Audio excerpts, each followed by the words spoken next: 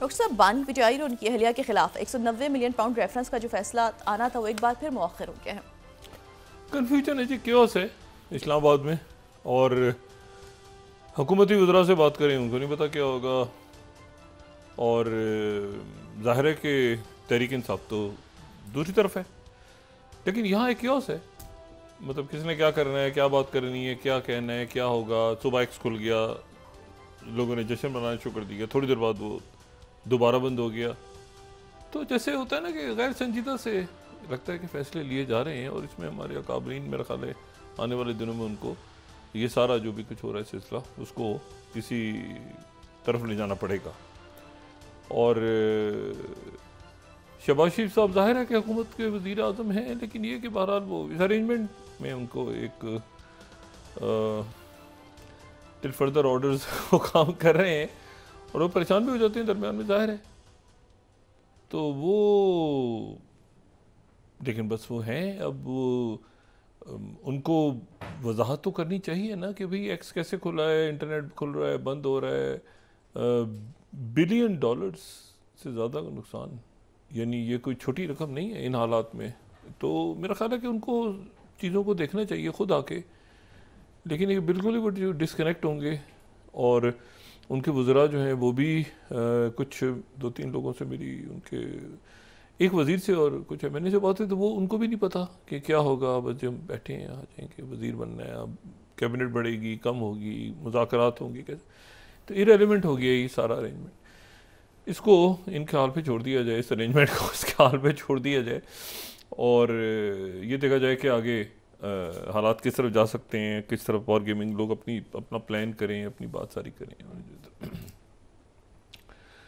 अच्छा, हालात जो हैं वो पेचीदा तर हैं। मुल्क यहाँ तो एक मैन मेड क्राइसिस है ना, इसको तो बिल्कुल छोड़ दें, जिसके नतीजे में ये security crisis, man made crisis अगर ये ना होता, पॉलिटिकल टर्मोइल ना होता, पॉलिटिकल स्टेबिलिटी होती, तो उसके नतीजे में आपकी इकोनॉमी भी ठीक होती, और आपका ये सिक्योरिटी क्राइसिस भी ना पैदा होता, और ना ही आपकी जो फॉरेन पॉलिसी है वो भी एक अजब से अंदाज में, जिसका हमें नहीं पता कि वो क्या है। और मतलब कोई वजाहत वज़ीर ख़ारजा हमारे डार साहब आके बात करें ना, कि वो वाशिंगटन पोस्ट के आर्टिकल के ऊपर कोई बात करें, क्या है भाई, क्या वो तो एक खामोशी है। तो वो चूँकि वो खामोशी है, तो हम भी इस अरेंजमेंट को डिस्कस नहीं कर सकते, गैर संजीदा ही लेते हैं हम भी इस अरेंजमेंट को। अच्छा, तो लेकिन इश्यूज़ बहुत हैं। ये जो वाक़या पेश आया ना कुरम का, मैं मतलब उसकी जितनी भी डिटेल्स सामने आई हैं, ये इसको बहुत ज़्यादा, बहुत संजीदगी से लेने की ज़रूरत है इस वाक़े को भी। और ये जो फायरिंग हुई, और फिर जो वहाँ पे डीसी जा रहे थे उनको गोली लगी, उनके कायम मकाम आ जाएं, ये वो इश्यूज़ हैं जो बहुत, ये है प्रॉपर आपके जो रियासत के इश्यूज़ हैं। उसके नतीजे में कराची के अंदर मामला शुरू हुआ है, जो अफ़ाम व तफ़हीम से देखें, इसमें ये जो हमारे उलमा है ना, इनका बहुत अहम किरदार है, बहुत उलमा का भी, और जो हमारी मजमूई सिविल सोसाइटी का भी। सियासतदान भी इसमें आते हैं, लेकिन जो सिविल सोसाइटी है और जो उलमा है, उनका बड़ा इंपॉर्टेंट किरदार ऐसे मौके पे आता है सामने। और उन्होंने इसको संभाला भी, लेकिन वो रास्ते बंद हैं, अब गोलियां चल रही हैं, फिर बंकर बने हुए हैं, तो मुआहदा हो भी गया, लेकिन उसके बाद भी ये संजीदा इश्यूज़ हैं। और उसके साथ ही ख़ारजा पॉलिसी का तो मुझे नहीं इल्म के क्या है इस वक्त हमारी, वो कोई रंग रूप लेगी तो हमें पता चलेगा ख़ारजा पॉलिसी का। तो जब तक वो गुफा हुआ है यहाँ पे सारा कुछ, तो हम इधर उधर की सैर करके आ जाते हैं। लेकिन वो बात अपनी जगह बरकरार है। दो बातें, एक ये है कि जो ख़ित्ते में और दुनिया में वाक़यात होंगे, वो पाकिस्तान में आगे क्या होना है उस पर असरअंदाज होंगे, और वो आहिस्ता आहिस्ता हो रहे हैं। अब आप देखिए ना, बाहर के हालात आपने डिस्कस करने शुरू कर दिए, इधर ये हो रहा है, इधर ये हो रहा है, उससे फिर वो मतलब फ़ॉरेन पॉलिसी अब काफ़ी डिस्कस हो रही है कि उसके क्या असरात होंगे पाकिस्तान पे। और ये भी बात बड़ी अहम है कि वो होगा अगर आपका इस्तेकाम आएगा। शहबाज शरीफ साहब देखें, इसमें शहबाज शरीफ साहब को तो मैं बाद में कहूँ, नवाज शरीफ साहब को सामने आना चाहिए कि पार्टी उनकी है, और सदर वो बने हैं दोबारा। उन्होंने कहा कि मैंने सदर बन के फ़ाल होना है, तो फिर वो अगर आगे आए ना, तो बहुत से ये जो मामलात हैं, देखिए नवाज शरीफ साहब की एक अपनी सोच है, उनका एक, शहबाज शरीफ साहब जो अच्छे एडमिनिस्ट्रेटर हैं, लेकिन नवाज शरीफ साहब को अगर वो आगे आते ना पॉलिटिकल इन हालात में, और मौलाना साहब से रब्ता, जरदारी साहब से, तहरीक इंसाफ से कैसे बात करनी, अचक साहब उनके ज़ाती दोस्त हैं ये सारे। तो ये इतना टर्मोइल शायद ना होता, गवर्नमेंट उन्हीं की है और उन्हीं के खाते में जाएगा ये सारा, कि उनकी गवर्नमेंट में क्या हुआ, आखिरी गवर्नमेंट जो मुस्लिम लीग नून की थी आखिरी, या पता नहीं कब आएगी दोबारा, उसमें क्या हुआ। तो ये है कि वो बहरहाल उनकी मर्जी है कि वो नहीं आते सामने, और एक पॉलिटिकल गुफअप हुआ है, एक अरेंजमेंट है जो बस बन गया है। अब वो कैसे वो चल रहा है, वो धक्का स्टार्ट हो, उसको चलाए जा रहे हैं, जब तक वो चलता है, नहीं चलता। लेकिन रियासत के इश्यूज़ बड़े सीरियस हैं, सिक्योरिटी के जो मामला हैं ख़ास तौर पे हमारे अफ़गानिस्तान के साथ ताल्लुकात आगे क्या शेप लेंगे, और बाकी मैं रिपीट नहीं करना चाह रहा, सोशल अनरेस्ट बढ़ता जा रहा है, उसको कोई एड्रेस इसलिए नहीं कर रहा क्योंकि अकाउंटेबिलिटी और करप्शन जो है वो लीगलाइज हो गई है। तो आपको इशू खड़ा नहीं कर सकते इस वक्त।